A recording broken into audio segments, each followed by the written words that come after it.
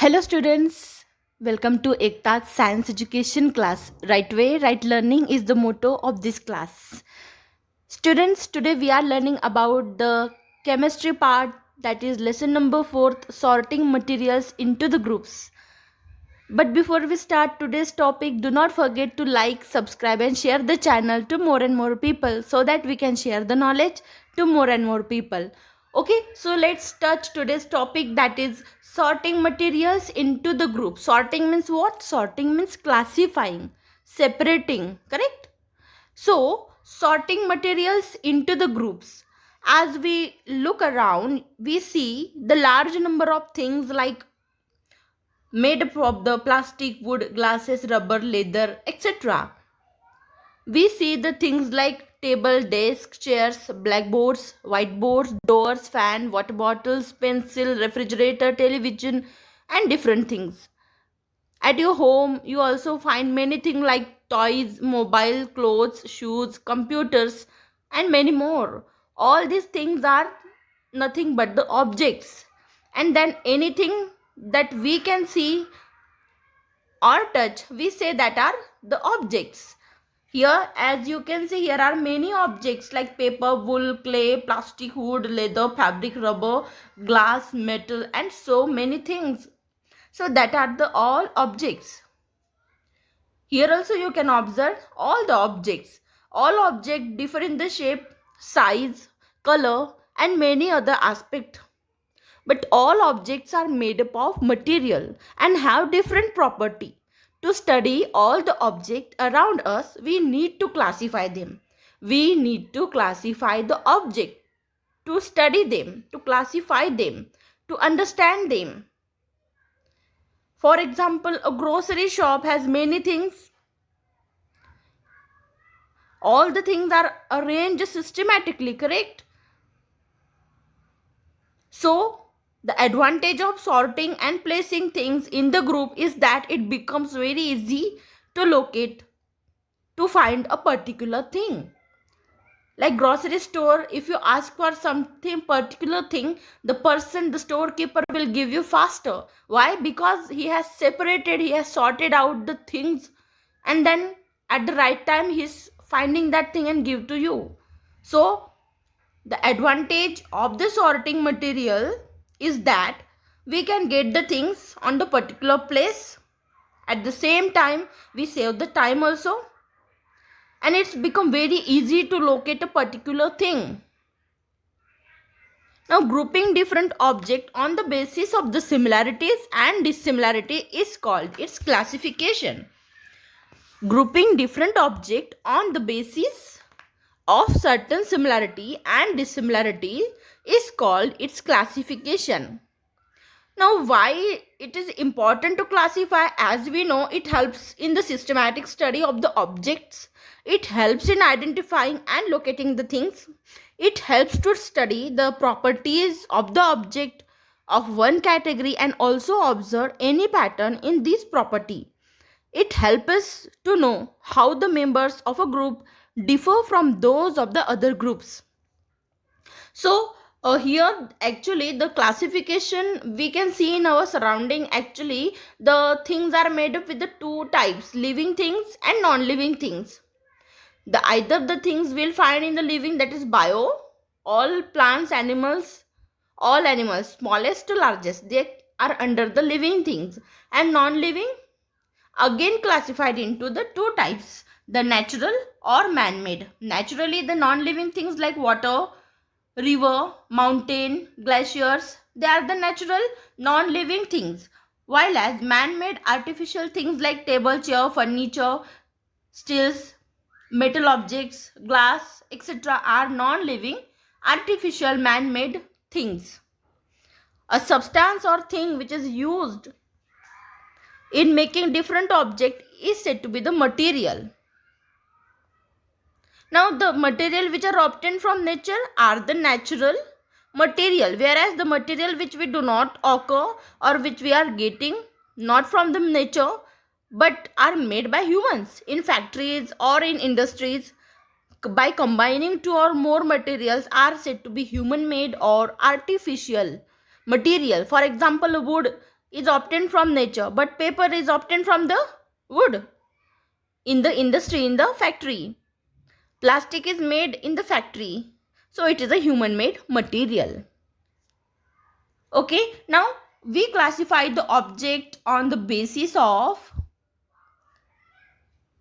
mass, that is amount of substance that something contains, and that mass is calculated in kilogram or pounds. It is measured in kilogram or pounds. Then we classify the substances or objects or material on the basis of its volume, that is the amount of space occupied by the material is called its volume. Okay, now let's come to the another one more important thing, that is a matter. Now we have seen the materials occupy space and have the mass. All of them are made up of matter. And actually anything that occupy the space, anything I'm saying, I'm forcefully applying the one word, that is anything that occupies the space and has mass is the matter. It includes all the substances of which the universe is made up of. Here you can see all the objects. These are the part and parcel of the matter. Glasses, butterfly, computer, hand, legs, eye, nose of that person, table, chair, computer, laptop, cat, cloud, sun, everything is the matter. The bones and flesh of our body, clothes we wear, the food we eat, the water we drink, the air we breathe, all is matter. Correct? So, if we classify the matter, actually matter is made with a very small tiny particle, that is an atom, and when many atoms combine together, that forms the molecules. Now in this lesson, in this part, now the important part we are going to learn, that is states of matter. In this matter we find the things in the three states, that is liquid, gas and solid. So next topic we are going to learn, that is states of matter. Matter exists in these three states: solid, liquid and gas. Solid, liquid and gas. These three states differ from each other on the basis of nature of the particles present in them and the way they are packed. These also differ on the basis of the volume and the shape. Now let's learn one by one. If we see the solids like wood, metal, stone, they are the solid. They have fixed shape. The molecules are arranged in compact way. The solids have fixed shape and volume. They do not change their shape or volume easily. You can move a solid from one place to another, but it is not possible to change its shape easily. The molecules in the solids are packed compactly, very tightly, closely. Molecules are the smallest identifiable units of the substance or atom. The molecules of the solid have strong intermolecular forces because they are present very near to each other. There is no space in between. That's why they are having strong molecular attraction forces. As a result, solid have fixed volume and shape. These forces make the solid hard and rigid. Now solids are present are means in nature solids are in the two types. They are getting in the two types: crystalline solid and amorphous solids. As you move to the higher classes, we'll learn about more about crystalline and amorphous solids. Now the next is a liquid. Liquid is the only state with a definite volume but no fixed shape. The density of the liquid is usually close to that of the solid and much higher than in a gas. What is a liquid? Liquid have fixed volume but they take the shape of the vessel in which they are kept. They do not have the shape. Hence their shape is not fixed. Water, when we poured these chemicals, they don't have the shape. Here it is in the round bottom flask, so it takes the round shape. Here it is in the conical flask, so it takes the shape of this conical flask. Correct? So liquid do not have actually the shape. The molecules in the liquid are less tightly packed. Here you can see the gap between the molecules. है ना? So this gap is present because of the molecules arrangement, and intermolecular forces in the liquid is lesser than that of the solid but greater than the gases. Then the intermolecular space is also more. That's why they are able to move. The position is not fixed, they can move. Coming to the next, that are gases. Gases are the state of matter which have no fixed shape and no fixed volume. The air in the football, in the balloon, or in a bicycle tire have different shapes and different volumes. The molecules in a gas have large distances between them.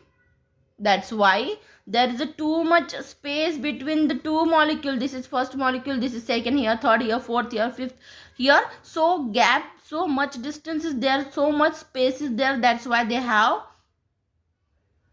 least intermolecular forces and largest intermolecular space. है ना? दो intermolecular means the space between the two molecule. So they don't have definite volume and not a definite shape.